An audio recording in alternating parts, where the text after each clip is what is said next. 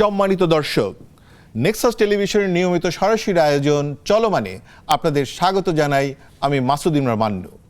আজও আমরা নিত্যদিনের মতো হাজির হয়েছি সরাসরি আপনাদের সামনে, এবং আজ আমরা যেই বিষয়টি নিয়ে আলাপ করতে চাই, কারণ আমাদের সাথে আজকে জয়েন করবেন দুজন সম্মানিত গেস্ট, এবং এই দুইজন অতিথি হলেন, তার ভিতরে একজন হলেন জয়নাল আবেদিন শিশির, যুগ্ম সদস্য সচিব, জাতীয় নাগরিক পার্টি। আপনাকে স্বাগত। আরও একজন জয়েন করবেন, যিনি এখন এসে পৌঁছতে পারেননি, তার নাম হলো মোহাম্মদ তারেক রহমান, সাধারণ সম্পাদক, আম জনতার দল। আমরা এদের সাথে যেই বিষয় নিয়ে আলাপ দিতে চাই যে জুলাই উত্তর জাতীয়তাবাদী রাজনীতির গতিপথ, আসলে জাতীয়তাবাদী রাজনীতি এবং এই দুটো দল আসলে কি জাতীয়তাবাদী রাজনীতি করছেন নাকি অন্য কোনো রাজনীতি করছেন, তার একটা বোঝাপড়া আজকে আমরা তৈরি করতে চাই, এবং একই সাথে সমসাময়িক বিষয়গুলোকে আমরা একটু একটু ছুঁয়ে যেতে চাই যে তার দলের প্রেক্ষাপটে তারা এইগুলোকে কিভাবে দেখতে চান এবং ব্যাখ্যা করতে চান। আমাদের এই আলোচনা আপনারা সরাসরি দেখতে পাবেন ইউটিউবে নেক্সাস টেলিভিশন লাইভে এবং ফেসবুকের পেজে নেক্সাস টেলিভিশনের ভেরিফাইড পেজ, সেখানে আপনারা এটা দেখতে পাবেন। আমাদের সাথেই থাকুন, দেখতে থাকুন আমাদের চলমান। তবে আমরা প্রথমেই যেখানে আসতে চাই আমাদের জয়নাল আবেদিন শিশিরের সাথে, তা হলো আপনারা যে নতুন দলটি করলেন এনসিপি, এটা কি আমরা জাতীয়তাবাদী দল বলবো? ধন্যবাদ মাসুদ ভাই আপনাকে এবং নেক্সাস টেলিভিশন সকল দর্শক শ্রোতাকে। দেখেন, জুলাই আন্দোলন থেকে গড়ে ওঠা বা জুলাইয়ের যে অগ্নি স্ফুলিঙ্গ থেকে বেড়ে ওঠা যে একটি রাজনৈতিক দল, সেটি হচ্ছে জাতীয় নাগরিক পার্টি এনসিপি। এনসিপি মূলত হচ্ছে বাংলাদেশের রাষ্ট্র কাঠামোকে ইনসাফ ভিত্তিক শাসন ব্যবস্থা নিয়ে যাওয়ার জন্য যে প্রচেষ্টা, সেটাকে লক্ষ্য রেখে এনসিপি সামনে আগাচ্ছে এবং সংস্কারকে সবচেয়ে বেশি প্রায়োরিটি দিয়েছে এনসিপি। আপনি জানেন, আমরা যখন ৩ আগস্ট এক দফা ঘোষণা দিই সরকার পতনের, তখন কিন্তু আমরা এই যে বর্তমান সংবিধান বা বিদ্যমান ৭২-এর সংবিধান, যেটাকে অনেকে মনে করে মুজিব ইন্দিরার সংবিধান, সেই সংবিধানের মৌলিক সংস্কারের কথাও কিন্তু আমরা বলেছি আমরা এই রাষ্ট্র ব্যবস্থাকে সংস্কার করতে চাই। না, ঠিক আছে, সেটা তো আপনারা করবেন। এখন আপনি বলছেন আমাদেরকে যদি আপনি এক বাক্যে বলেন ইনসাফের ভিত্তিতে, তাহলে কি আমাদের তো এখানে অনেকগুলো রাজনৈতিক দল আছে, তারা কি আসলে ইনসাফের ভিত্তিতে রাজনীতি করেননি এতদিন? দেখেন, ইনসাফ আসলে আপনি দেখেন, আমাদের ইনসাফকে আপনি কেমনে ব্যাখ্যা করবেন? আমি সেটাই আসছিলাম যে মুক্তিযুদ্ধ যে আমাদের চেতনা ছিল, যদি বলেন যে 1971 সালের 17 এপ্রিল যে প্রক্লেমেশন অফ ইন্ডিপেন্ডেন্সের যে 3টা আমাদের মূল চেতনা ছিল, সাম্য, মানবিক মর্যাদা এবং ন্যায় বিচার, এটাকে আমরা আসলে সামনে নিয়ে রাখতে চাই। কিভাবে? দেখেন, আপনি আজকে জাতীয়তাবাদের কথা বলেছেন, আমরা আসলে জাতীয়তাবাদী দল না, আমরা মূলত সংস্কারবাদী বলতে পারেন, বা সংস্কারের পক্ষে, মানে বা সংস্কারমুখী। এখন আপনি কি এইটা মনে করবেন যে মানে অন্য দলগুলো কি ইনসাফে আছে না ইনসানিয়াতে চলে গেছে? আমার কাছে মনে হয় না সবাই ইনসাফে আছে। দেশের ভিতরেও যদি আপনি ইনসাফ কায়েম করতে চান, সেটা তো আমাদের দলগুলো পুরোপুরি ব্যর্থ হয়েছে। আর যদি মনে করেন যে আপনি জাতীয়তাবাদী রাজনীতি করে প্রতিবেশীর প্রতি কি ইনসাফ কায়েম করতে পারবেন, আমি এখানে আমার দেখেন, জাতীয়তাবাদের মধ্যে কিন্তু একটা জিনিস আছে, উগ্র জাতীয়তাবাদ। যেই জাতীয়তাবাদ সারা পৃথিবীতে অনেক অনাচার সৃষ্টি করেছে। আপনি যদি বলেন যে জার্মান জাতীয়তাবাদ আশেপাশের সমস্ত প্রতিবেশীর শান্তি নষ্ট করেছে, এবং এই জাতীয়তাবাদ তারা উগ্র জাতীয়তাবাদ ছড়াইছে। এবং যদি আপনি ইতালির মুসলিনের যদি জাতীয়তাবাদী আন্দোলন, রাজনীতি এবং তার যে কর্মনীতির দিকে তাকান, তাহলে এই জাতীয়তাবাদ কিন্তু সুখকর নয়। যে জাতীয়তাবাদ শুধু নিজের জাতির জন্যই মানে সর্বোচ্চ করে যেতে যায় এবং আশেপাশের প্রতিবেশী সকলের হক নষ্ট করে, ইনসাফ নষ্ট করে, আমরা ওই জাতীয়তাবাদী বিশ্বাস করি না। আমরা মনে করি আমাদের যে যারা এই দেশে জাতীয়তাবাদ করবে, তাদের দ্বারাও আমাদের কোনো প্রতিবেশীর হক, ইনসাফ এবং তার যে অধিকার, এটা নষ্ট যাতে না হয়। আমরা এই জন্য মনে করি অনেকে জাতীয়তাবাদী রাজনীতি করতে গিয়ে প্রথম জাতীয়তাবাদটা করে হচ্ছে নিজের দলের উপরে। সে চায় আসলে সে জাতির পুরো জাতীয়তাবাদটা সে আসলে জাতির উপরে অ্যাপ্লাই করে না। সে প্রথম কি করে, তার নিজের দলের স্বার্থটা নিশ্চিত করে, মানে নিজ দলীয় জাতীয়তাবাদ। তারপরে যদি তার মনটা আর একটু উদার হয় ভুলচুকে, বা তার আরও শক্তি সামর্থ্য থাকে, তাহলে সে শুধু নিজ দেশের জাতীয়তাবাদটা দেখে, কিন্তু প্রতিবেশীর দেশের। কিন্তু আমাদের মতো দেশে ধরেন যে জাতীয়তাবাদ, সেটা আসলে প্রতিবেশীর সাথে কি খুব বেশি কিছু করতে পারে? হ্যাঁ, এই জায়গায় আমি আপনাকে বলি, দেখেন, আপনার যদি এই জাতীয়তাবাদী চিন্তাটা হচ্ছে মূল জিনিস। আজকে আপনি এই ভূমিতে হয়তো ভাবছেন না আমার এখন সমর্থ নাই, শক্তি নাই, কিন্তু এই ভূমির সন্তানেরা একসময় সারা পৃথিবী লিড করতে পারে। তখন আপনার এই জাতীয়তাবাদটা যদি মানে সুনির্দিষ্ট গতিপথে না থাকে, বা এটার মধ্যে যদি কোনো বিষ থাকে, প্রতিবেশীর প্রতি যদি এটার মধ্যে যদি কোনো বিভাজন থাকে, অকল্যাণ থাকে, অনিষ্ট থাকে, এটা কিন্তু ক্ষতি করতে পারে। খুবই সুন্দর। আচ্ছা, এমনিতে যেমন অনেকেই বলে থাকে যে ধরেন এখন অবশ্য মানে তারেক রহমান উনি আসেননি, ওনার আম জনতা পার্টির, ওনাকেও এই প্রশ্নটা আমি করতাম, কিন্তু এটা যেহেতু উনি এখনো পৌঁছেন না, আপনাকেই বলি। সেটা হচ্ছে যে ধরেন যে এই দেশে মনে করা হয়, ধরেন বাংলাদেশ জাতীয়তাবাদী দল বিএনপি, তারপরে এখন আপনারা তৈরি হচ্ছেন, বা এই যে দলগুলো, জামাত ইসলামকে কখনোভাবে ওইভাবে দেখা হয় না, কিন্তু এই দলগুলোকে মানে প্রতিক্রিয়া, মানে আওয়ামী লীগের প্রতিক্রিয়া হিসেবে, মানে এক ধরনের প্রতিক্রিয়ার ভিতর থেকে তৈরি হওয়া দল মনে করা হয়। আপনি কি এরকম মনে করেন? দেখেন, যে কোনো রাজনৈতিক দলে কোনো না কোনো ঘটনা, প্রতিক্রিয়া বা বড় একটি আন্দোলন, বিস্ফোরণের মধ্য দিয়ে মানে গঠিত হয়েছে। আওয়ামী লীগ এটি একটি মুসলিম লীগের বিক্ষুব্ধ অংশ, যারা মুসলিম লীগের পদ পদায়ন ঠিকমতো হয় নাই, নমিনেশন বঞ্চিত ছিল, বা যাদেরকে যারা রাজনীতিতে মানে মুসলিম লীগের মেইন স্ট্রিম থেকে মাইনাস হয়ে গিয়েছিল, তারা বিক্ষুব্ধ হয়ে পরবর্তীতে হোসেন শহীদ সোহরাওয়ার্দী এবং আবুল হোসেনের নেতৃত্বে ওরা একটা দল গঠন করে। এটাই তো মানে তাদের গ্রুপে, হ্যাঁ তাদের গ্রুপে। আর যদি ধরেন আপনি বলেন যে এই গ্রুপটা কি তৎকালীন মুসলিম লীগের এলিট ছিল? না, ছিল না। এই গ্রুপটা ছিল দুর্বল, অপেক্ষাকৃত দুর্বল, গরিবদের, মানে তারাই বিক্ষুব্ধ ছিল, বা তারাই ওই জায়গায় ডিপ্রাইভড ছিল। তাহলে এখন বলতে পারেন তাহলে কি এনসিপিও কি এলিটদের দল?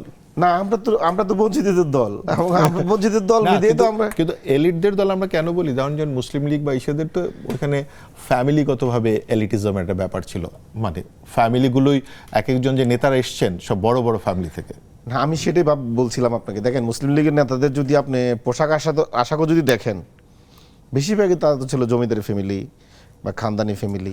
তাদের সাথে যারা রাজনীতি করতো, তাদের স্ট্যাটাসে না যেত, অনেকেই রাজনীতি মাইনাস হয়ে যেত। মানে যেমন ধরেন যে মানে এমনকি আমরা দেখি যে শেখ মুজিবুর রহমান এরা কিন্তু খুবই কৃষক মানে পরিবার থেকে, খুবই মাইনর লেভেল থেকে উঠে আসছিলেন। ওনাদেরকেও আসলে খুব বেশি সুযোগ ওই সময় আমরা দিতে দেখি না, মানে তাদেরকে দেননি। আপনি যদি ধরেন তৎকালীন, এটা পলিটিক্স, আপনি যদি দেখেন এই মুসলিম লীগ, আমি যেটা বলছিলাম যে মুসলিম লীগও কিন্তু একটা মানে আপনি যেটা বললেন আপনি, একটা বিক্ষুব্ধতা, যে এখানে মুসলমানরা ডিপ্রাইভ হচ্ছে, কিন্তু কংগ্রেস এখানে হিন্দুদের পক্ষেই বেশি নিচ্ছে, বা যদিও কংগ্রেস দাবি করে তারা ধর্মনিরপেক্ষ, বা তারা সকলের প্রতি, মুসলমানরাও কংগ্রেস করতে পারবে, কিন্তু তারা কিন্তু মুসলমানরা কিন্তু পরবর্তীতে এটা ফিল করে নাই। তারা 1905 সালে কিন্তু বিক্ষুব্ধ মন মেজাজ নিয়ে কিন্তু একটা মুসলিম লীগ গঠন করেছে। মানে শিশির আপনারা সুন্দর করে বলেছেন যে আপনারা হচ্ছে ইনসাফের ভিত্তিতে দল, ঠিক জাতীয়তাবাদী দল না। আমরা খুবই স্বাগত জানাই মোহাম্মদ তারেক রহমানকে, সাধারণ সম্পাদক আমজনতার দল। আপনাকে স্বাগত। আশা করি আপনি একটু দ্রুত আসছেন, মানে একটু দম নিয়ে নেন, সুবিধা হবে। আমরা তারেক রহমান, আমরা যে আলাপটা করছি যে মানে জুলাই উত্তর জাতীয়তাবাদী রাজনীতির গতিপথ, মানে জাতীয়তাবাদী রাজনীতি, যেমন আপনি শুরুই করেছি, যেহেতু উনি এনসিপিকে প্রতিনিধিত্ব করছেন, ওনাকে জিজ্ঞেস করেছিলাম যে এটাকে একটা জাতীয়তাবাদী দল কিনা। একই প্রশ্ন আপনাকে করতে চাই, জনতার দলটা কি একটি জাতীয়তাবাদী দল? এটা কোন ধরনের, যদি হয় তাহলে এটা কোন ধরনের জাতীয়তাবাদী দল? জনতা দল জাতীয়তাবাদকে দৃঢ়ভাবে ধারণ করে, কিন্তু আমাদের যে মূলনীতি সেখানে সার্বভৌমত্ব, সুশাসন, স্বনির্ভরতা এই বিষয়গুলো আছে, এবং সার্বভৌমত্ব, স্বনির্ভরতা দুটোই কিন্তু জাতীয়তাবাদের চিন্তার খুব কাছাকাছি চিন্তা।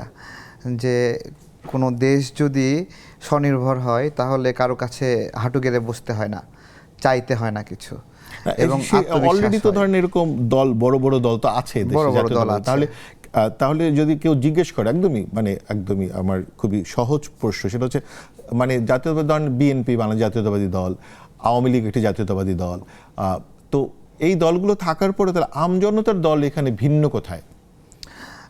আমাদের রাজনৈতিক বুদ্ধির বয়সে বা আমাদের রাজনৈতিক কার্যক্রমের বয়সে আমরা কখনো বিদেশি শক্তিদের সাথে বসার জন্য কখনো আগ্রহ দেখাইনি। এবং আমরা মনে করি যেমন গতকালকেই জামাত আবার নির্বাচন বিষয়ে ইউরোপীয় কোন দেশের সাথে বসছে। হ্যাঁ, দেখেন নির্বাচন হয়ে গেছে, নির্বাচন নিয়ে বসছে। তো একটা দল, রাষ্ট্র তো রাষ্ট্র বসবে, তাই না, সরকার থেকে সরকার বসবে, কিন্তু রাষ্ট্রের দায়িত্বে নাই, ক্ষমতায় নাই এরকম একটা দল যখন ঘন ঘন বিদেশিদের সাথে বসে, তখন সে কি করে? সেখানে বিচার দেয়, অভিযোগ দেয়, হইতেই পারে, তাই না? তো মানে আপনি যদি সেই জায়গা থেকে বাংলাদেশের আমরা পক্ষে কাজ আমরা করেন, ছোট তাহলে দল, এটা বলবেন। কিন্তু এই ধরনের কার্যক্রমে আমরা বিদেশিদের বাংলাদেশের রাজনীতিতে হস্তক্ষেপ, অন্তর্ভুক্তি হওয়া, এই বিষয়গুলো আমরা পছন্দ করি না। এবং আমরা আমাদের শুধু রাজনীতিতে না, আমাদের দলীয় 10টি যে কার্যক্রম আছে, কর্মসূচি আছে, সেখানেও লেখা আছে আমরা আমাদের সেনাবাহিনী, পুলিশ বাহিনী, গোয়েন্দা সংস্থা এগুলোতেও বিদেশি হস্তক্ষেপ চাই না। আমাদের ঠিক আছে, কিছু কিছু সেইটা ঠিক সামরিক আছে। চুক্তি এরকমভাবে হয় যে এটা অন্য দেশের কাছে এই আলাপটা আমরা লম্বা করবো একটু পরে, মানে যেটা হচ্ছে জামাত কি করছে। আমি জামাত ইসলাম বাদে আমি ওনাকে শিশির একটা প্রশ্ন করেছিলাম, ওই প্রশ্নটা আপনাকেও করতে চাই আপনি আস্তে আস্তে। সেটা হচ্ছে যে আমরা যদি বলি 71-এর পরে যতগুলো জাতীয়তাবাদী দল তৈরি হচ্ছে, এটা আসলে আওয়ামী লীগের প্রতি এক ধরনের প্রতিক্রিয়া হিসাবে, তার একটা প্রতিক্রিয়া হিসাবে, রিপার্কেশন হিসাবে এই দলগুলো তৈরি হচ্ছে। আপনি কি এরকম মনে করেন যে আম জনতা দল ওইরকমই একটি দল? আমরা আওয়ামী লীগ তো একটা বড় এস্টাবলিশমেন্ট, তার বিকল্প যদি কেউ ভাবে যে আওয়ামী লীগকে ভ্যানিশ করে দিয়ে তাদের মতো করে সে জাতীয়তাবাদ নিয়ে বা সেই কালচার ডেভেলপ করে মানে ধরেন নিজেরা আওয়ামী লীগের যে জাতীয়তাবাদের দাঁড়ানো, সাথে, হ্যাঁ হ্যাঁ, আমরা সেটা চাই না। অনেকেই আওয়ামী লীগকে বিলুপ্ত করে নিজেরা আওয়ামী লীগ হতে চায়, আপনি তাহলে আওয়ামী আলাদা লীগের করবেন লোকবল কিভাবে? চাই। আমরা আওয়ামী লীগের লোকবল চাই না আমাদের দলে, আওয়ামী লীগের মতো হতে চাই না। আমরা চাই আওয়ামী লীগ নামের দলটা আওয়ামী লীগ নামে থাকুক, আওয়ামী লীগ নামে বাংলাদেশে রাজনীতি করুক, এবং আওয়ামী লীগের দেশের জন্য যে প্রয়োজনীয়তা, উপযোগিতা, এই উপযোগিতা অন্য কাউকে দিয়ে পূরণ করা সম্ভব না। এবং যতক্ষণ পর্যন্ত এই উপযোগিতা দেশ গ্রহণ করবে না। এটা কেমন একটা উদাহরণ দিতে পারবেন? আপনি না, খুবই বড় স্টেটমেন্ট কিন্তু এটা। হ্যাঁ, অবশ্যই। যে আপনি বলছেন যে মানে জুলাই আন্দোলনের পরে এসে আপনি বলছেন যে আওয়ামী লীগ একটা খুবই গুরুত্বপূর্ণ দল এবং তার সেটা অন্য কেউ পূরণ করতে পারবে না। আমি বলি, শোনেন, ধরুন বিএনপি রাজপথে শক্তিশালী একটা দল হিসেবে আছে, সরকারেও আছে। এই মুহূর্তে বিএনপির কার্যক্রম, বিএনপির কোনো ভুল, বিএনপির কোনো অন্যায়, সেটাকে চ্যালেঞ্জ করার মতো সক্ষমতা এনসিপির আছে বা জামাতের আছে। বাট আপনি রাজনৈতিক স্পেস দেন, এই চ্যালেঞ্জটা আওয়ামী লীগ করতে পারবে, এখনও তারা ক্ষতিগ্রস্ত অবস্থা করতে পারবে। এই একটা আওয়ামী লীগ তৈরি হইতে ধরেন 20টা পদ্মা সেতু লাগছে। তো এরকমভাবে কয়েকটা রূপপুর পার্বণী প্রকল্প, এগুলো ইনভেস্টমেন্টের কথা বলছি। তারা তাদের যে স্যাক্রিফাইস, ত্যাগ, তাদের যত মানুষ জীবন দিছে দেশের জন্য, সেই এটা লম্বা গল্প। এই এতগুলো মিলে একটা আওয়ামী লীগ হয়েছে। তো আপনি যদি এইরকম একটা আওয়ামী লীগ বানাতে চান, এনসিপিকে যদি বানাতে চান, জামাতকে বানাতে চান, তাহলে তাদেরও অতখানি স্যাক্রিফাইস করলে তারা হয়তো অতখানি যেতে পারে। না যাওয়ার সম্ভাবনা বেশি, কিন্তু এতটুকু স্যাক্রিফাইস করলে কেবলমাত্র যাবে, এমনি এমনি রেডিমেড হয়ে যাবে না। ঠিক আছে, কিন্তু তাহলে আপনার জাতীয়তাবাদকে আমরা কিভাবে দেখবো? যেমন আওয়ামী লীগের জাতীয়তাবাদকে আমরা বলি বাঙালি জাতীয়তাবাদ, বিএনপির জাতীয়তাবাদকে এক ধরনের আমরা মোটা দাগে বলি বাংলাদেশি জাতীয়তাবাদ, বা ধরেন জুলাইয়ের পরে অনেকগুলো দল বলছে তারা বাংলাদেশপন্থী, মানে সেটা একটা জাতীয়তাবাদী অবস্থান। যদিও এনসিপির মানে শিশির খুব পরিষ্কার করে বলেছেন যে মানে এনসিপি কোনোভাবেই জাতীয়তাবাদী দল না, জাতীয়তাবাদের মধ্যে থেকে নিপীড়ন তৈরি হয় বলে উনি মনে করেন। উনি সেটা পরিষ্কার করেছেন, প্রতিবেশীর প্রতি নিপীড়ন, নানা ধরনের নিপীড়ন তৈরি হয়। তা আপনার পজিশনটা যেহেতু আপনি পরিষ্কার করছেন, ওনারা যদি জাতীয়তাবাদ ধারণ না করে, তাহলে সকালে একবারে একজনের কাছে বিক্রি হবে, বিকেলে আরেক দেশের কাছে বিক্রি হবে, আরেকদিন আরেকজনের কাছে বিক্রি হবে। জাতীয়তাবাদ থাকতে হবে না। না, উনি বলছেন যে ইনসাফের ভিত্তিতে আপনি যেখান থেকে শিকড়, আপনার জন্ম যেখান থেকে, আপনি সেটাকে স্বীকার করবেন না, তাহলে তো আপনি বিলীন হয়ে যাবেন অন্যের মাঝে। এনসিপি কি, আচ্ছা শিশির, আপনারা কি কোথাও থেকে জন্ম নিয়েছেন? মানে কোনো আপনাদের কি কোনো মানে মেইন গাছ আছে যেটা থেকে আপনারা তৈরি হচ্ছেন, নাকি আপনারা নিজেরাই আবির্ভূত হয়েছেন? ওনারা যদি কনফিউজড হয় যে বাংলা উর্দু সবকিছু মিলেই ওনারা, তাহলে হইতে পারে। দেই আমরা শিশির দেখি কি বলে। তারেক ভাইকে ধন্যবাদ। তারেক ভাই অনেক পর জয়েন করছে, অনেক কষ্ট করে আসছে। তারেক ভাই আমি খুব মনোযোগ দিয়ে শুনি, আশা করি তারেক ভাইও আমার কথা খুব মনোযোগ দিয়ে শুনবে। দেখেন, তারেক ভাই প্রথম একটা কথা বললো যে বিরোধী দলের নেতারা ইউরোপীয় ইউনিয়নের কারোর সাথে বসেছে। এটা বিরোধী দল তো রাষ্ট্রীয় দায়িত্বে নাই, কেন বসছে? এটা মনে হয় তারেক ভাইয়ের একটু স্মরণ করা উচিত। বিরোধী দল সরকারের দায়িত্বে নাই, কিন্তু রাষ্ট্রের দায়িত্বে আছে। বিরোধী দলও কিন্তু রাষ্ট্রের দায়িত্বই পালন করছে। বিরোধী দল একটা পদ, একটা পজিশন, স্টেট পজিশন। বিরোধী দল সরকারে নাই সেটা বলা যেতে পারে। সরকারে কিন্তু ক্ষমতাসীন দলের অনেক এমপিরাও নাই, শুধু মন্ত্রী পরিষদ ছাড়া কেউ কিন্তু সরকারে নাই। বাকি এমপিরা কিন্তু সবাই এমপি, ল মেকার। বাকি এমপিরা 300 জনে কিন্তু রাষ্ট্রের দায়িত্বে, কিন্তু সরকারের দায়িত্বে আছে যারা মন্ত্রী আছে তারা। এটা এই জায়গাটা আমাদের ক্লিয়ার করা উচিত। তো এই জন্য বলতেছি, যারা রাষ্ট্রের দায়িত্বে আছে তারা যে কোনো সাথে বসতে পারে যদি কেউ চায়, আগ্রহ প্রকাশ করে, এবং এটা রাষ্ট্রেরই কাজ হয়। আর দ্বিতীয়ত হচ্ছে ভাই যেটা বললেন যে আওয়ামী লীগের ব্যাপারে আমাদের অবস্থান, আমি আসলে আওয়ামী লীগের ব্যাপারে আমাদের অবস্থান আমরা অনেক আগে ক্লিয়ার করেছি, এবং জাতীয় আওয়ামী লীগের ব্যাপারে তাদের অবস্থান ক্লিয়ার করেছে। আওয়ামী লীগকে তো এদেশের মানুষ এমনি এমনি আওয়ামী লীগের ব্যাপারে কোনো সিদ্ধান্ত নেয় নাই। আওয়ামী লীগের সাথে রাজপথে লড়াই করে আওয়ামী লীগকে পরাজিত করেছে, এবং আওয়ামী লীগ পরাজয় বরণ করেছে, স্বীকার করে তারা দেশ ত্যাগ করেছে, এবং তাদেরকে কেউ কিন্তু টিকিট কেটে বাইরের দেশে দিয়ে আসে নাই, তারাই বিনা টিকিটে চলে গেছে। তো এখন তারেক ভাইও কিন্তু ওই সময় আনন্দ উল্লাস করেছে, এবং বিশেষ করে এখন আমি মনে করি ওই সময় তারেক ভাই আওয়ামী লীগ নিষিদ্ধের পক্ষে ছিল। একটা আমি তারেক ভাইয়ের সাথে খুব সম্মানের সাথে বলতে চাই, দেখেন তারেক ভাই এখানে ধানমন্ডি 32 নম্বর যখন ভাঙা হয়, ওই জায়গায় ধানমন্ডি 32-এ কি আন্দোলন করে ভাঙা হয়েছে না মাপ করে ভাঙা হয়েছে সেটাও আমি তারেক ভাইয়ের কাছে জানতে চাইবো না। ওই জায়গায় তারেক ভাইয়ের স্পষ্ট অবস্থান ছিল যে এখন তারেক ভাইয়ের এই স্ট্যান্ডটাকে যদি আমি সঠিক মনে করি যে এগুলো ভেঙে দেওয়া হোক, আওয়ামী লীগ নিষিদ্ধ করে দেওয়া হোক, তারেক ভাইয়ের যদি আমি আর বেশি অনেকক্ষণ বলছে, তারেক ভাই অনেক সুন্দর করে গুছায় বলছে, যদি আমি মনে করি তারেক ভাইয়ের ওই স্ট্যান্ডে মানে সঠিক, মানে 32 নম্বর শয়তানের কেল্লা বা এগুলো ভেঙে ফেলা, তারেক ভাই যদি ওই স্ট্যান্ডে সঠিক হয় যে আওয়ামী লীগের 32 নম্বর ভেঙে দাও, ওটাই কেল্লা, আওয়ামী লীগ নিষিদ্ধ, তাহলে বর্তমানে তারেক ভাই আবার আওয়ামী লীগের পক্ষে আসছেন। এই জিনিসটি আমি আসলে রহস্য খুঁজে পাচ্ছি। এখন তারেক ভাই কি আওয়ামী লীগের ভয় পায় কি এখন আওয়ামী লীগের আবার ইয়ে করতে চাচ্ছে, নাকি আসলে তারেক ভাইয়ের রাজনীতিতে কোনো পরিবর্তন আসছে, বা তারেক ভাইয়ের রাজনীতির চিন্তাতে কোনো পরিবর্তন আসছে? শিশির, আপনার কি মনে হচ্ছে তারেক মানে রহমান ভয় পেয়ে আওয়ামী লীগের পক্ষে? আমি তো তারেক রহমানের ভীতু মনে করি না, আমি ব্যক্তিগতভাবে যতটুকু চিনি আমি ভীতু মনে করি না। তো আমি মনে করি যে ওনার যে পরিবর্তন, আসলে আমার এটা আমার কৌতূহল যে তারেক ভাইয়ের নেতৃত্বে তো অনেকে 32-এ গেল, আমার মনে হয় যে কনফিউজ করবে কিন্তু আমাদের প্রধানমন্ত্রীর সাথে। আমার মনে হয় নামটা বলি মোহাম্মদ তারেক, সবাইকে আগ্রহ উৎসাহিত করলেন, এবং এখন এই তারেক ভাই মানে আমি তারেক ভাই বলতে হচ্ছে আমজনতা দলের মানে তারেক ভাই কথা বলতে আমরা আমজনতার তারেক বলি। তাহলে তারেক ভাই আমার কাছে আসলে আমি কনফিউজ হয়ে যাচ্ছি, তারেক ভাই আমি কোন বক্তব্যটা গ্রহণ করব, যে ধানমন্ডি 32-এর সামনে জনগণকে যে আহ্বান করলেন ওটা গ্রহণ করব, বলেন যে আমজনতার তারেক, তাহলে মনে নাহলে কিন্তু প্রধানমন্ত্রীর সাথে গুলিয়ে জনাব তারেক রহমান আমজনতার দলের সাধারণ সম্পাদক, আমি ওনাকে মিন করছি। তো আমি ওইটাই বলতেছি, তারেক ভাই কি ওই ধানমন্ডি 32 নম্বরের ওই বক্তব্যটা যিনি জাতির উদ্দেশ্যে দিলেন এবং দায়িত্ব পালন করলেন ওই 32-এর সামনে, ওইটা কি জনগণ গ্রহণ করবে বা আমরা গ্রহণ করব, নাকি আজকে তারেক ভাই বা নির্বাচন পরবর্তী তারেক ভাইয়ের বক্তব্যটা গ্রহণ করবো? এখন তারেক ভাই দিয়ে জায়গায় ক্লিয়ার করতে হবে, মানে আমরা তো আসলে অসহায়, এই জায়গায় কোনটা গ্রহণ করবো আমরা? ঠিক আছে, জয়নুল আবেদিন।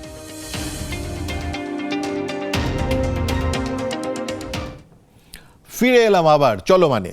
আমাদের আলোচনা যেখানে ছিল, যেখানে জয়নুল আবেদিন শিশির অনেকগুলো বড় বড় অভিযোগ উত্থাপন করেছেন আম জনতা দলের তারেক রহমানের বিরুদ্ধে।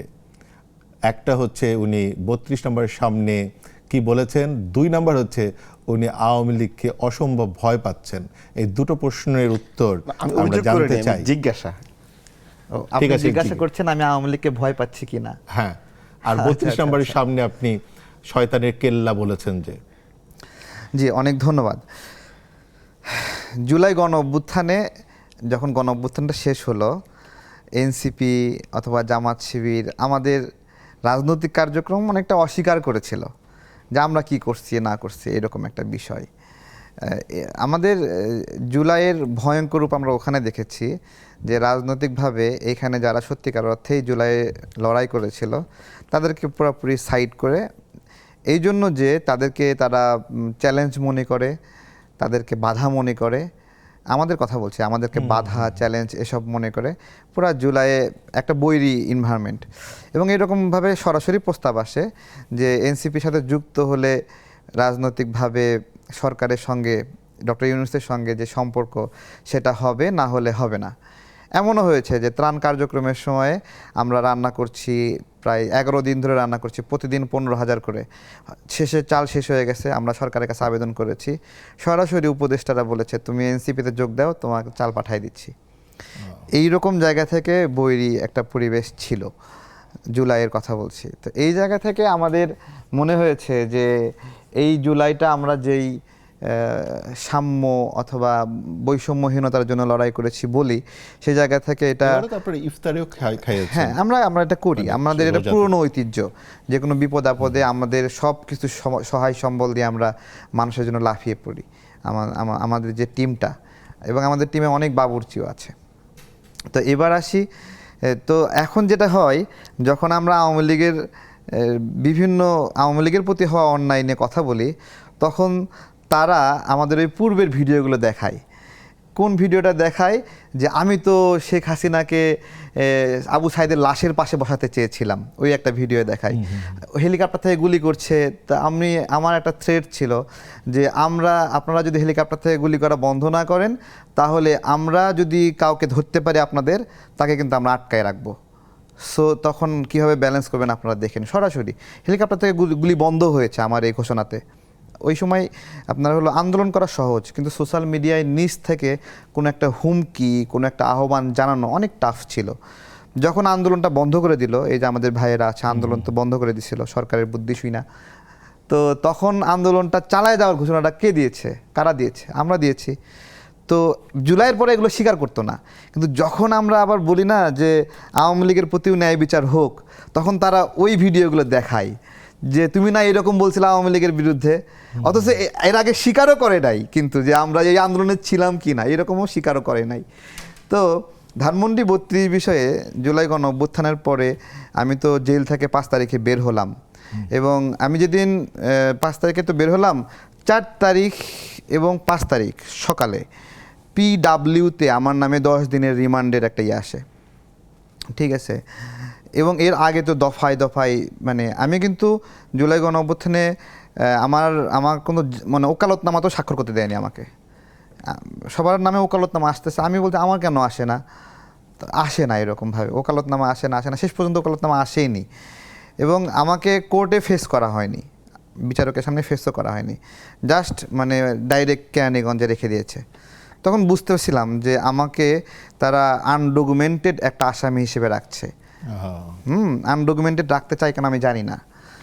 তো যখন বের হলাম, তো আমি তো অনেকভাবে আমাকে র্যাবের মিডিয়া সেন্টারে আমাকে ঘুষি মারতে মারতে মারতে দাঁতটা এটা ভেঙে ফেলে, মাথায় মারে, তখন আমার দাঁত দিয়ে র্যাবের ডিজির এখানে কেটে যায় যখন হাত, তখন সে গ্লোভস পরে আসে আবার মারতে থাকে, এরপর দেয়ালে মারতে মারতে আমি অজ্ঞান হয়ে গেলাম, ঠিক আছে। এইরকম কয়েকটা স্তরে। আর যখনই কোনো অফিসার আমাকে অত্যাচার করতে আসতো, তখন সে নতুন উদ্যম নিয়ে আসতো। সে তো জানতো না যে আগে আমাকে কেউ মারপিট করেছে কিনা, সে তার মতো করে ধোলাই দিয়ে চলে যেত, ঠিক আছে। তো জুলাই গণঅভ্যুত্থানের পরে যখন আপনার হলো আমরা বের হলাম, তখন ধানমন্ডি 32-এর উপর একটা ক্র্যাকডাউন হয়, এটা আপনারা জানেন। আমি সেই মিছিলে ছিলাম, সেখানে সেই মিছিলের বক্তব্যটাই ওনারা শোনাচ্ছিল।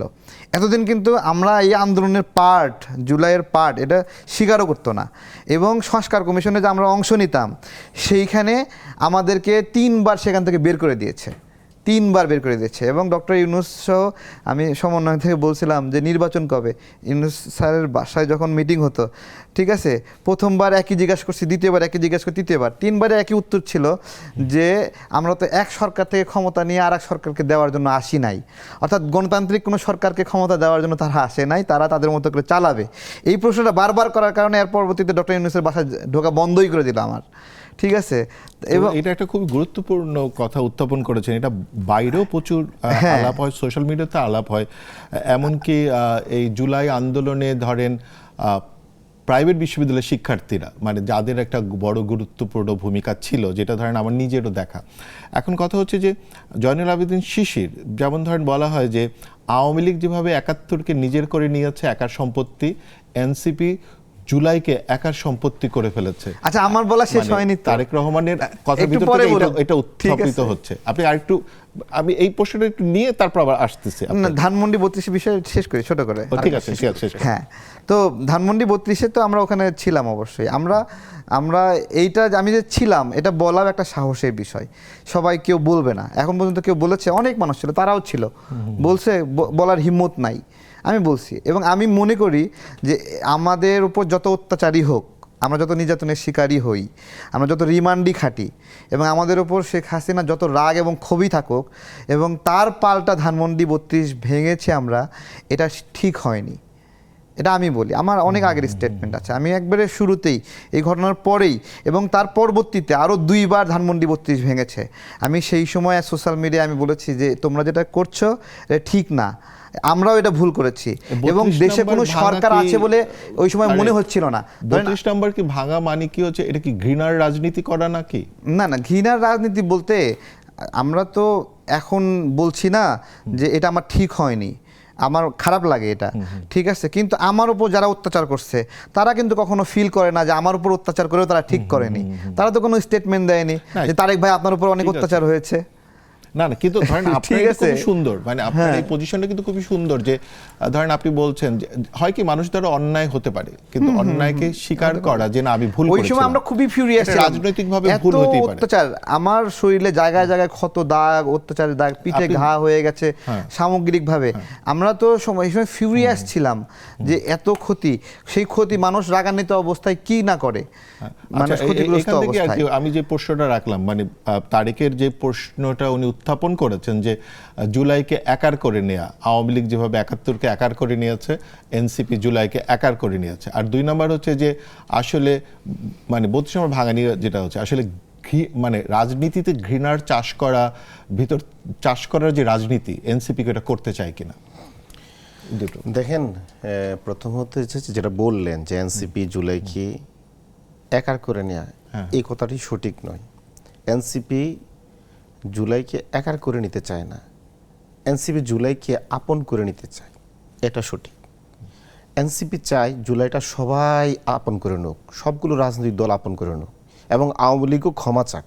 ক্ষমা চায় জুলাই তার অন্যায়ের জন্য সে স্বেচ্ছায় কারাবরণ করুক, আদালতে আত্মসমর্পণ করুক। কি করছে না, কি করছে আওয়ামী লীগ?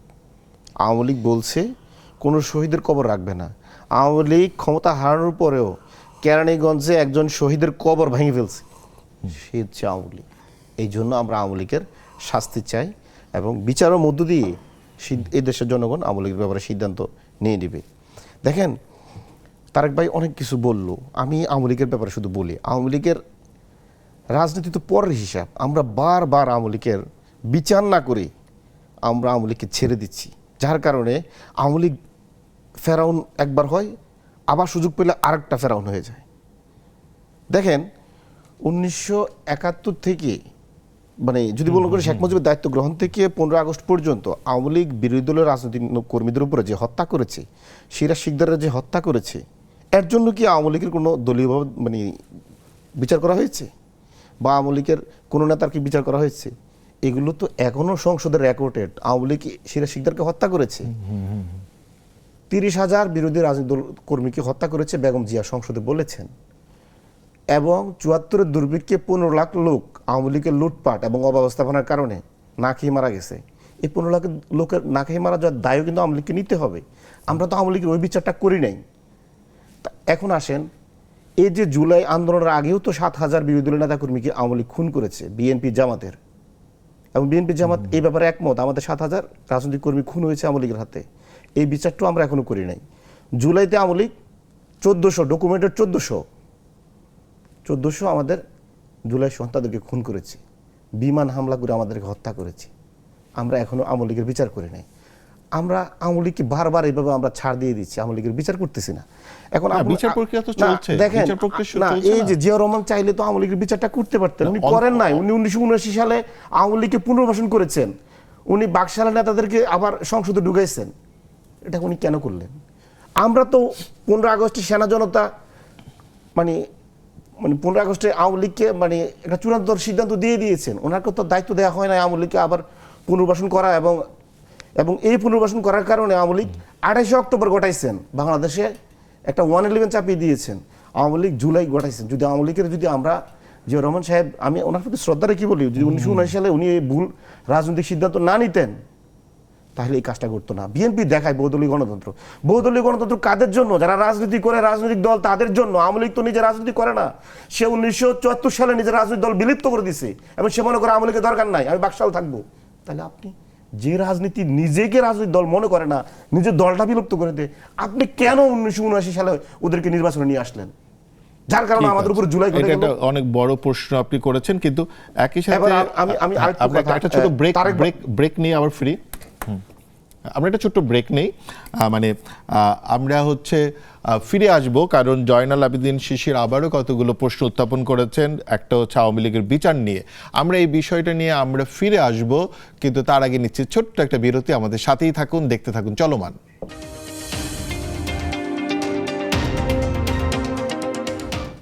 ফিরে এলাম আবার চলমানে। আমাদের সাথেই থাকার জন্য ধন্যবাদ। আমরা যেখানে আলাপে ছিলাম জয়নাল আবেদিন শিশিরের সাথে। শিশির, বলেন, আপনি যে বললেন যে আওয়ামী লীগের বিচার করা হয়নি, কিন্তু আইসিটিতে তাহলে কি হচ্ছে? এবং অন্তর্বর্তী সরকারের সময় তো শুরু হয়েছে এবং অনেকগুলো বিচার হয়েছেও। দেখেন, আওয়ামী লীগের যে বিচার হচ্ছে না এর প্রমাণ হচ্ছে এখন ষড়যন্ত্র হচ্ছে আওয়ামী লীগ নেতাদেরকে, মানে গ্রেপ্তার যারা আছে তাদেরকে ছেড়ে দেওয়ার জন্য অনেককে জামিন দেওয়া হচ্ছে। দেন স্পিকার শিরিন শারমিনকে এমন একটা মামলা দিছে যে আদালতে দাঁড়ালে আর জামিন হয়।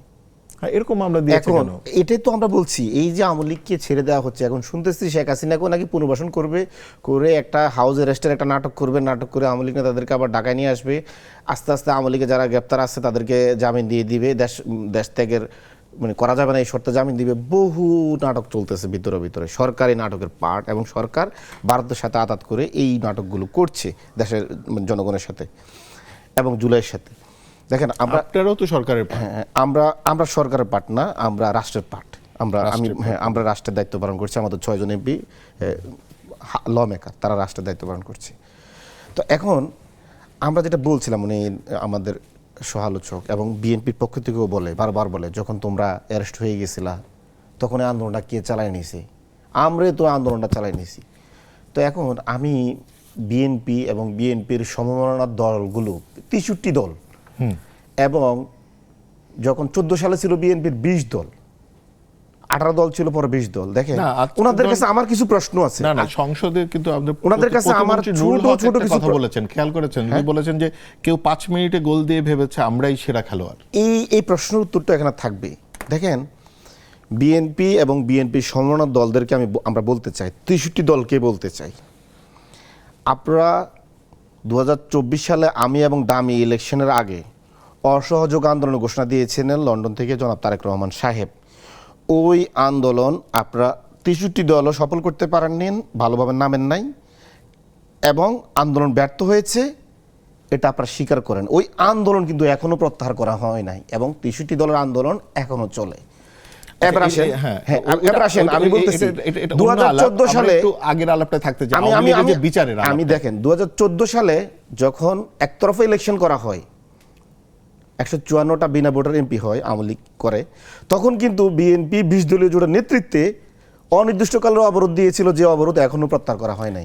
আমি আজকে বিএনপির কাছে না, বিএনপির তৎকালীন তিনটা ইস্যু করেছেন। এক হচ্ছে আপনি বলতেছেন আওয়ামী লীগের বিচার হচ্ছে না, 2 হচ্ছে আপনি বলতেছেন যে এখনো আওয়ামী লীগের পুনর্বাসনের ষড়যন্ত্র চলছে, 3 নাম্বার আপনি বলতেছেন যে 63 দলের যে আন্দোলন ছিল সেটা প্রত্যাহার করা হয়নি অসহযোগে।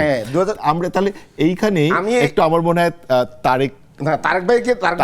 রহমানের কাছে একটু যাই, এই 3টা ইস্যুতে, নাহলে আমরা হারাই ফেলবো, আলাপ আরো বড় হয়ে উঠবে। আমি কনক্লুশন যাচ্ছি। এই যে তারেক ভাইরা বলে আমরা সমন্বয়করা গ্রেপ্তার হওয়ার পরে ওনারা আন্দোলন টানিয়ে নিছেন, ওনারা কি ওই অসহযোগ আন্দোলনটা টানিয়ে নিছে না 2014 সালের অনির্দিষ্টকালের অবরোধ টানিয়ে নিছে?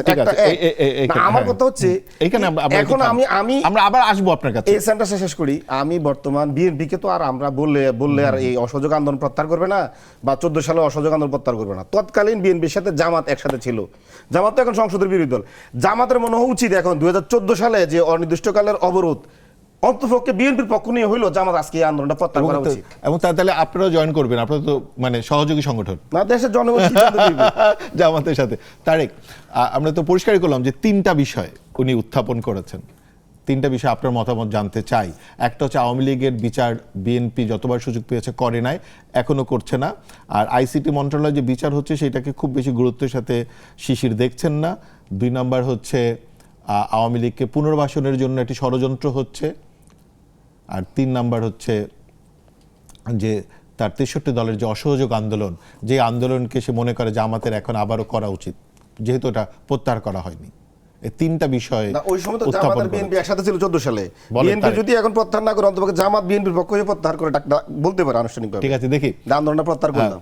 আম জনতা দলের তারেক রহমান কিভাবে দেখেন, যদি সে নিজে এখন মানে সরকারি যে গ্রুপটা আছে, জোটটা আছে, তার সঙ্গী। অনেক ধন্যবাদ। ওনারা আওয়ামী লীগের বিচার কি চাইবে? আওয়ামী লীগের টাকা খায় হুশ পাচ্ছে না। হাসপাতাল বাবা। চলে গেছে চট্টগ্রামের সাবেক মেয়রের কাছে, টাকা দরকার তাদের। মেয়রের ছবি লাগানো পানির বোতল দিয়ে ইফতার করলো। আওয়ামী লীগের টাকা খেতে ভাল লাগতেছে, কিন্তু আওয়ামী লীগের গন্ধটা ভাল লাগতেছে না। বিচার তো তাদের হাতে ছিল। ও বাবা, আপনি তো একটু বিচার ছিল না তাদের হাতে। আমাদের তারেক এই কিন্তু যে- আরেকটি বোমা মারলেন। হ্যাঁ, ওই যে এবি পার্টির থেকে নিয়োগ দেওয়া তাজুল ইসলাম, তাদেরই তো রাজনৈতিক বন্ধু, তাই না? একসাথে রাজনীতি করে না, জোট সঙ্গী না? হ্যাঁ, হ্যাঁ। সে কি করছে? আইজিবি মামুনের কাছ থেকে টাকা খেয়ে তাকে রাজসাক্ষী বানাই দিছে। তারপরে এখানে সিসিটিভি গায়েব করছে। কারা করছে? এই যে আমাদের ভাইয়েরা করছে এগুলা, তাদের নিয়োগ দেওয়া প্রসিকিউটররা করছে এগুলা, তারা এগুলো করছে। তাহলে দেখেন কত বড় ভয়ঙ্কর অপরাধ তাদের করছে। নিয়োগ দেওয়া হবে কেন? একটু অন্তর্বর্তী হ্যাঁ। সরকার নিয়োগ তো দিয়েছে, তারাই তো সরকার, আইন উপদেষ্টা, তারাই সরকার না? তারাই চালাইছে না? তাদের প্রতি ডক্টর ইউনূসের মায়া বেশি না? তাদের প্রতি ভালোবাসা, তাদের মায়া ভালো, তারা তো সব কিছু করছে। এখানে যা নিয়োগ, পুরা বিচার ব্যবস্থা তাদের মতো করে নিয়ন্ত্রণে ছিল না।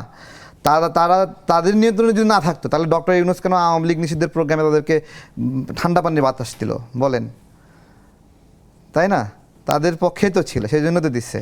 তো তারা বলতেছে আওয়ামী লীগের বিচার করবে। যেই সময়টা ছিল সেই সময় মূল যারা অপরাধী তাদেরকে বাঁচানোর জন্য টাকা নিছে বস্তা ভরে ভরে, তারপরে সেটা লুকানোর জন্য সিসিটিভি ফুটেজ গায়েব করে দিছে। এখন বলতেছে আওয়ামী লীগের বিচার।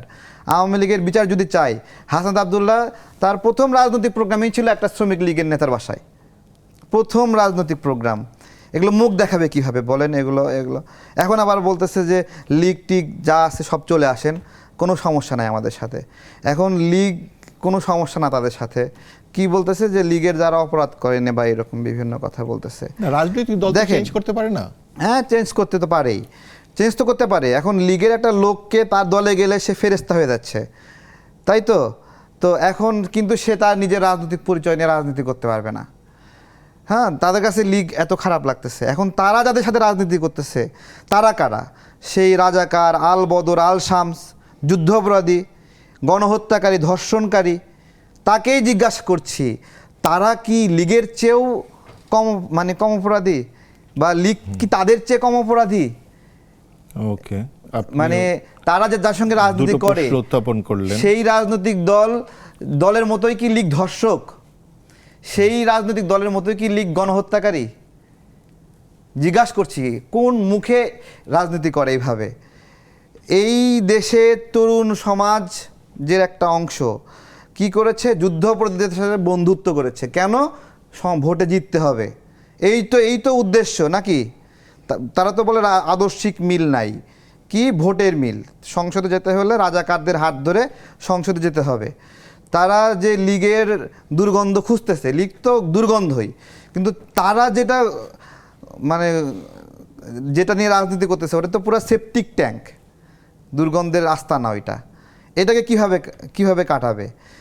যেই মানুষগুলোকে তারা এত প্রতিবাদী, সংসদে দাঁড়িয়ে ওইখানে রাজাকারদেরকে শহীদ নামে বলা হয়েছে, এত প্রতিবাদ সেই সময় প্রতিবাদ করেছিল, তাদের সাথে তো এখনও রাজনীতি করছে। তো এগুলো দেশের জন্য বোঝা না? দেশের মাথা হেড হয়ে আসতেছে না? দেশ কত লোড নেবে এগুলো বলেন? আজকে দেখেন রাজনীতিতে আজকে বলতেছে না শেষ কথা বলে কথা নাই, এটা আসলেই ঠিক। যে আওয়ামী লীগ নিষিদ্ধের কথা নিয়ে মিছিল করলো, সেই আওয়ামী লীগকে তারা দলে আহ্বান করছে। তাহলে আসলেই রাজনীতিতে শেষ কথা নামে কোনো কথা নেই, তারা এটা প্রমাণ করে দিচ্ছে। এবং সব শেষে কি হলো? এই যে আমি জিজ্ঞাসা করছি, আজকে পেয়েছি পাই না সবাই, আজকে তো এখানে আসার কথা ছিল তুষারের। তো আপনারা দেখলাম যে মাঝখান থেকে পোস্টার বদলে গেছে, তো বুঝতে না, পারলাম তুষার একটু ব্যস্ত, মানে সে তুষার আরেকটা program ব্যস্ত, মানে তুষার মহা ব্যস্ত, বুঝতে পারছেন? তুষার যে কেন আসেনি এটা আমি জানি, ঠিক আছে? তো ভাই এখানে আসে, অপু নামে তাদেরই একটা কর্মী ছিল, এই ছেলেটা জেলে গেছে। আসিফ মাহমুদের নেতৃত্বে গুলশানে এক চাঁদাবাজি হয়, তাদের মুখপাত্র আসিফ। সেই ছেলেটা জেলে যাওয়ার পরে, জেলে যাওয়ার আগে সে একটা স্টেটমেন্ট দিয়েছিল, যেই স্টেটমেন্টে আসিফ মাহমুদের কিছু সিসিটিভি ফুটেজের আমরা সন্ধান পাই, যে ওই চাঁদাবাজির সময় আসিফ মাহমুদ ওই জায়গায় বাইক নিয়ে, একটা সাদা রঙের বাইক নিয়ে দাঁড়াইছিল। হ্যাঁ, ওটা তো ধরেন হ্যাঁ। ওই সময় মানে দাঁড়ায় ছিল ওই চাঁদাবাজিটা এক্স্যাক্টলি ওই সময়, এবং এটা একটা মানে হলো একটা স্বাভাবিক সময় না, একটা গভীর অন্ধকার, গভীর রাতের একটা সময়, সেই সময় আসিফ মাহমুদ সেখানে ছিল। শুধু এইটুকু ফাঁস করে দেওয়ার কারণে অন্য আরে ভাই, চাঁদাবাজির মামলায় মানুষ 15 দিন 20 দিনে বের হয়ে যায়, এই ছেলেটাকে জাস্ট আসিফ মাহমুদের বিরুদ্ধে একটু ছোট্ট একটা স্টেটমেন্ট থাকার কারণে যতদিন আসিফ মাহমুদ দায়িত্বে ছিল অতদিন সে জেল থেকে বের হতে পারেনি। শুধু তাই না, এই ভাইয়েরা কি করছে দেখেন, তার এই অপুর বউকে দিয়ে সংবাদ সম্মেলন করে নিছে, নিয়ে তাকে অবরুদ্ধ অবস্থা একটা বাসায় রেখে দিয়েছে 7 মাস ধরে। তাকে তার পুরা পরিবারকে আটকে রাখছে, জিম্মি গুম করে রাখছে, ঠিক আছে? এত এত সুন্দর সুন্দর চেহারা, সুন্দর পাঞ্জাবি পরে আসে, গেট আপ বদলে গেছে, অর্থনৈতিক অবস্থা বদলে গেছে, কেউ কেউ টিভি চ্যানেলের মালিক হয়ে গেছে, কিন্তু নিজেরা নিজেদের সহকর্মীর স্ত্রীকে গুম করে রাখছে 7 মাস ধরে। এগুলো আপনি কিন্তু ভয়ঙ্কর কথা বলছেন। কিভাবে যারা গুমের বিরুদ্ধে, সামনে আছে, জবাব দেখ, গুমের বিরুদ্ধে যে আন্দোলন সামনে করেছে আছে, যারা, জবাব তারাই গুম দেখ, করছে। জবাব দেখ, কোনো জবাব দিতে পারবে না, এগুলো করেছে তো, এগুলো জবাব কি? তারা এত সততাপূর্ণ কথা বলে, চাঁদাবাজির বিরুদ্ধে কথা বলে। আপনি দেখেন, এই যে তাদেরই ভাই, আমার ভাই আছে, তাদেরই ভাই, ওনার নাম কি, মাসুদ, বন্দর মাসুদ। তো বন্দর মাসুদ কি করলো, 2 চাঁদাবাজ গ্রেপ্তার হয়েছে, তাদেরকে ছাড়াই নিয়ে আসলো নাকি, তারপরে সে আবার চাঁদাবাজিতে লিপ্ত। এবং গুরুত্বপূর্ণ ঘটনা হলো, গুলশানে চাঁদাবাজিতে যে ঘটনায় আসিফ সম্পৃক্ত ছিল না, ওইখানে আরেকটা ছেলে গ্রেপ্তার হয়েছিল, সেই ছেলেকে আবার মুক্ত করেছে আসিফ। মুক্ত করায় সে আবার চাঁদাবাজির জন্য গ্রেপ্তার হয়েছে, এখনও জেল থেকে বের হয়নি। তো তাদের উপর থেকে মাথা পর্যন্ত এই চাঁদাবাজি, এই সন্ত্রাসী কার্যক্রম, এবং জুলাই গণ অভ্যুত্থানের পরে এই যে এখানে আছে, এই ভাইয়েরাই মব করে গণস্বাস্থ্যের পরিচালকদের বদলাইছে। গণস্বাস্থ্যের ট্রাস্টিকে তারা ওইখানে সাদা কাগজে স্বাক্ষর নিয়ে তাকে লাথি মেরে বের করে দিয়েছে, রেজওয়ানা ম্যাডামের আদেশে, নির্দেশে। আজকে বড় নিউজ হয়েছে। কি এগুলো কি করেছে? দেশে শত শত শিক্ষককে, হাজার 3,300 শিক্ষক সম্ভবত, তাদেরকে মব করে সাদা কাগজের দস্তখত নিয়ে চাকরি থেকে বের করে দিয়েছে। কেন করেছে এগুলো? কোনো জবাব আছে? একটা মানুষ, একটা সরকারি শিক্ষক, সে তার কোনো একটা ব্যানারে শেখ হাসিনার ছবি আছে, চাকরি করে না, ছবি থাকবে না। ডক্টর ইউনূসের সময়ে পিছনে ডক্টর ইউনূসের ছবি হবে না, এখন মাননীয় প্রধানমন্ত্রীর ছবি থাকবে না, চাকরি করে ভাই, একটা ছবি থাকার কারণে তাকে আওয়ামী লীগের দোসর বানায়, তাকে সেখান থেকে সাদা কাগজে নিয়ে শিক্ষকরা হার্ট অ্যাটাক করে মারা গেছে। কে করেছে? তারা করেছে। কেন করেছে এগুলো? জবাব দিতে পারবে? ব্যাংকের নিচে গিয়ে মব করেছে, ব্যাংক থেকে গিয়ে ফোন দিছে, ব্যাংকের প্রধান ফোন দিছে, বাবা আমারে বাঁচাও, ফোন দিছে, ডিল হয়ে গেছে, সেখান থেকে মব সরাই নিয়ে চলে গেছে। স্বাভাবিক বিষয়। কেন করেছে এগুলো? জবাব দিতে পারবে? জুলাইকে মানুষ অপছন্দ করছে কেন? আমার কারণে? আমি কোনো চাঁদাবাজি করছি দেখাতে পারবে?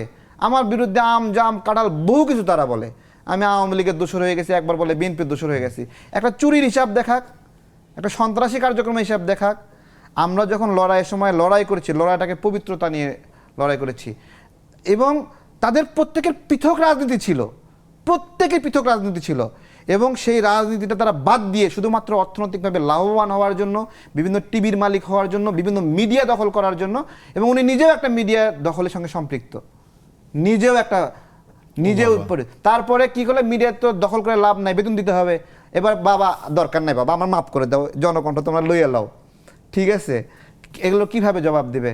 আওয়ামী লীগ তো খারাপই, খারাপ দেখেই তো, ভালো হলে তো দেশ ছেড়ে চলে যেত না, ভয় তো আছে, ভয় দেখে তো চলে গেছে, তাই না? অন্যায় তো কিছু করছে, জুলাই হত্যাকাণ্ড ঘটেনি, ঘটছে, কিন্তু আপনারা যার সঙ্গে রাজনীতি করতেছেন তারা তো মহাখনি, আমার মনে হয় মহা যে অপরাধী। তারেক- এর জবাব কিভাবে দিবেন আপনারা? তারেক রহমান, আমার মনে হয় আপনার পরিষ্কার হয়েছে আপনার কথা। আমরা একটা ছোট্ট বিরতি নিব, বিরতির পরেই আমরা জয়নাল আবেদীন শিশিরের কাছে আপনার এই একটা সরাসরি অভিযোগ তার একদম ব্যক্তির বিরুদ্ধে আপনি করেছেন, যিনি এখানে উপস্থিত আছে, নিশ্চিতভাবেই ওনার এটা নিয়ে একটা খুবই শক্ত জবাব থাকবেন।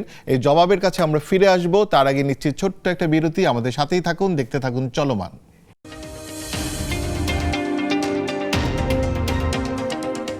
ফিরে এলাম আবার চলমানে।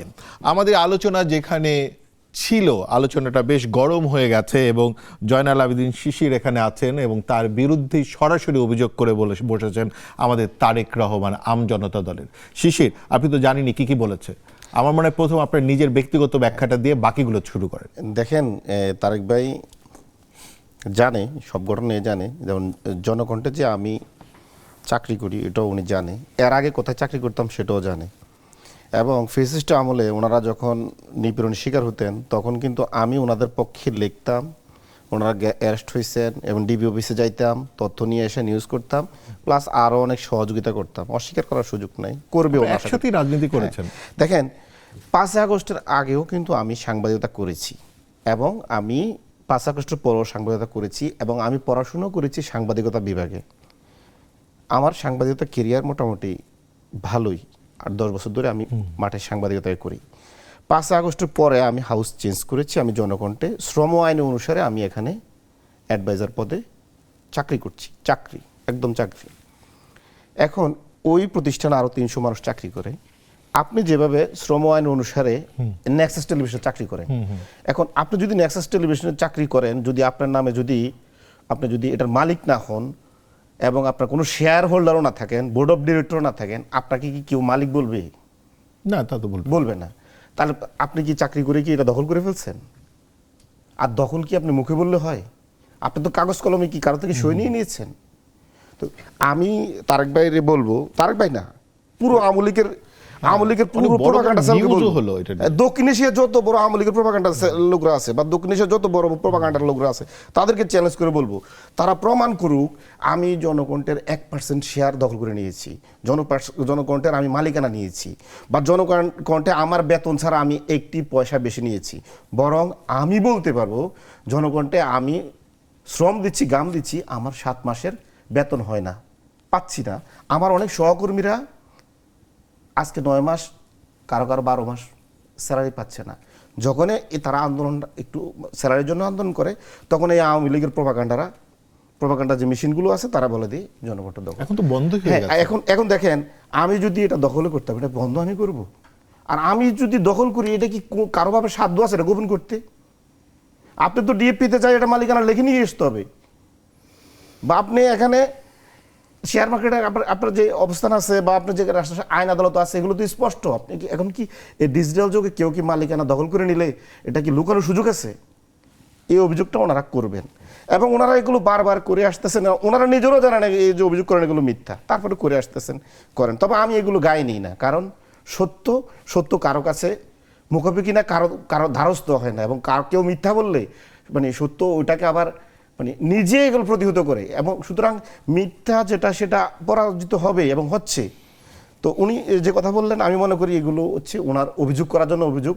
উনি বাংলাদেশের প্রচলিত আইন অনুযায়ী কোথাও উনি এটা প্রমাণ করতে পারবেন না, বরং উনি শ্রম আইনটাকে লঙ্ঘন করেছেন। এবং উনি যে ওই যে 72-এর যে সংবিধান, ওনারা তো খুব সংবিধান প্রেমী, 72-এর সংবিধান অনুযায়ী যে আমাদের কর্ম করার অধিকার, এই অধিকার থেকে উনি আমাকে বঞ্চিত করতে চায়। সুতরাং ওই 72-এর সংবিধান উনি লঙ্ঘন করেছে কথার মধ্য দিয়ে, এবং 72-এর সংবিধানকে উনি অবমাননা করেছে।